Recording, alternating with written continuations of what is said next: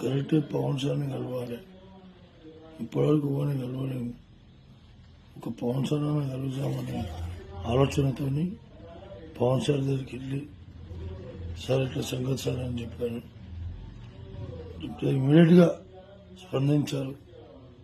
అన్నాడు, వెంకట్ గారు ఏం కావాలో చెప్పండి, నా తరపు నుంచి నేను చేయన్నా, ఇంకా ఏం ఎట్లా ఏం ఫికిర్ చేయకు, నేను చేపిస్తా, నీ కిడ్నీ ప్రాబ్లం మొత్తం తీపిస్తా, నీకు ఎందుకు కూర్చోండి అని చెప్పి కూర్చోబెట్టి షూటింగ్ షాట్లోకి వెళ్ళి మళ్ళీ వచ్చి మళ్ళా మాట్లాడి మళ్ళా పోయి వచ్చిన మహానుభావుడు.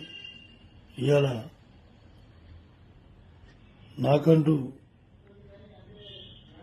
ఆర్థిక పరిస్థితి బాగాలేదంటే 2 లక్షల రూపాయలు డబ్బు నా బ్యాంకులో ఇచ్చాడు. ఆయనకు పాదాభివందనాలు. ఆయన కుటుంబ సభ్యులు అందరూ సుఖ సంతోషాలతో ఉండాలి. ఆ భగవంతుని వేడుకుంటూ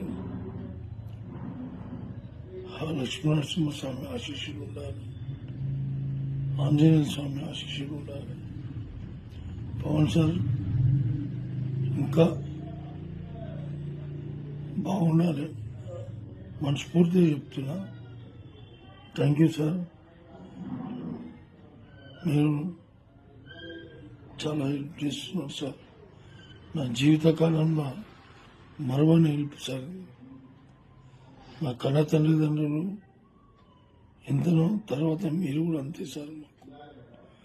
మా కుటుంబ సభ్యులందరికీ మీరు కూడా మా తల్లిదండ్రులే కానీ సార్.